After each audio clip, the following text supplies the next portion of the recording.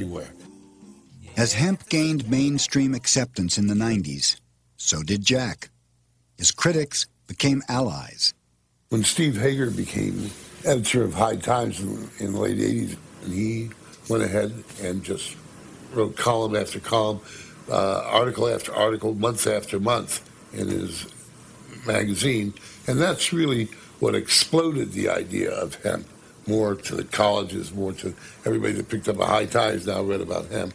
In 1994, he was honored by the conservative Drug Policy Foundation in Washington. With his efforts for showing the impact one individual can have on the lives of many others, Jack Herer is awarded the 1994 Robert C. Randall Award for achievement in the field of citizen action. At the awards dinner, the emperor wore a hemp suit.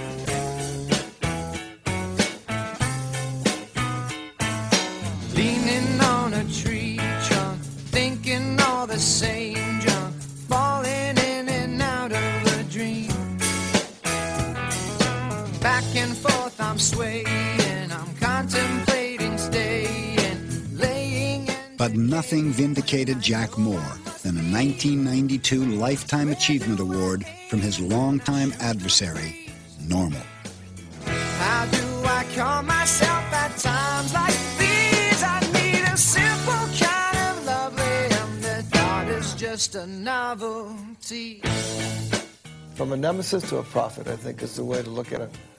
He was a bother and troublesome until we came to realize he had really discovered very important aspect of why it is that marijuana should be reconsidered and why the illegality of it is so preposterous and unfair. I think that Jack's place in the history of anti-prohibition movement is going to be secured by the simple fact that he, despite everybody's criticisms, everybody thinking he was crazy, that he had the persistence and the temerity to simply keep going on and saying the truth over and over and over again, no matter, it sometimes seems like you have to say the truth many times before anybody hears it. The Emperor Wears No Clothes is a book that's had an enormous impact in this country on awakening millions of Americans to the fact that the marijuana laws are wrong, that they're based on false premises,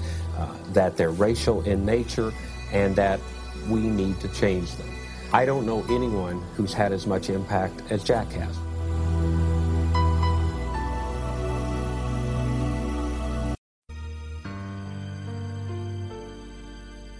Not another medicine, not another drug on this planet that nobody has ever died from. Nobody has ever died from marijuana that wasn't shot by a cop.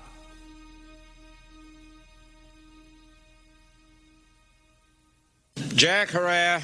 Have I pronounced it correctly, Jack? Herer. Herer. Okay. Jack Herer. Jack Herer. Jack Herer. Jack Herer. Mr. Jack Herer. We're going to put on Jack Herer. Hemp.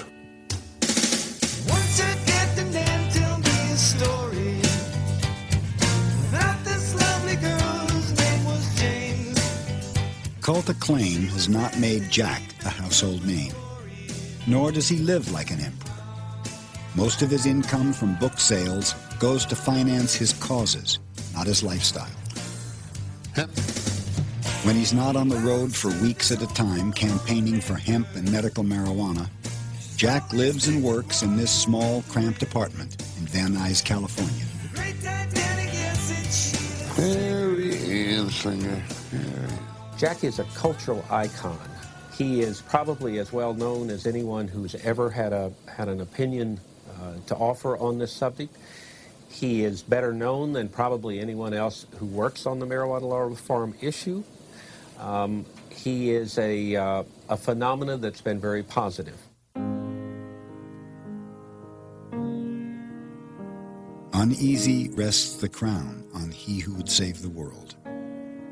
Jack enters the new millennium still grieving over the untimely death of Captain Ed Adair, taken by leukemia in 1991 at the age of 51.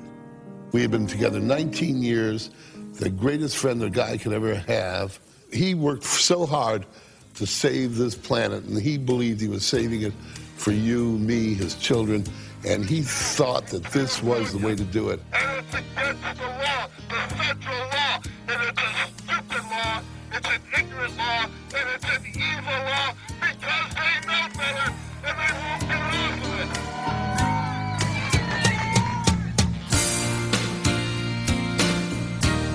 Captain Ed and I planned was to get out and teach this information. Eventually we would get a cadre of believers, and eventually they would go out and teach the world. And now we know that we've succeeded. And now we understand so much about the man.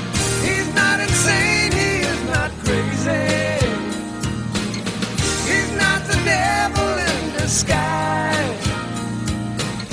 So listen closely to the winds of change and see the world, see the world, oh, see the world through his eyes.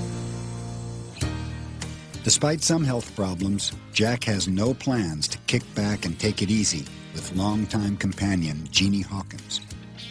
With the publishing of the 11th edition of The Emperor Wears No Clothes in late 1998, Jack's schedule is more hectic than ever, taking him and his message around the world. Jack is haunted, however, by the hard, cold facts of prohibition. Despite its undeniable potential as the natural, renewable alternative to a synthetic world, the hemp plant, by federal law, still cannot be cultivated in the United States. Despite increasing public and scientific support, the medical use of marijuana still remains illegal. And despite the enormous cost in money and human lives, millions of people are still being arrested for possessing a therapeutic substance revered by our ancestors. This is the reality of America's war on a plant. A war born of commerce and greed. An endless war. And so, the fight goes on. And on. I don't know if hemp's going to save the world, but I'll tell you this. It's the only thing that can.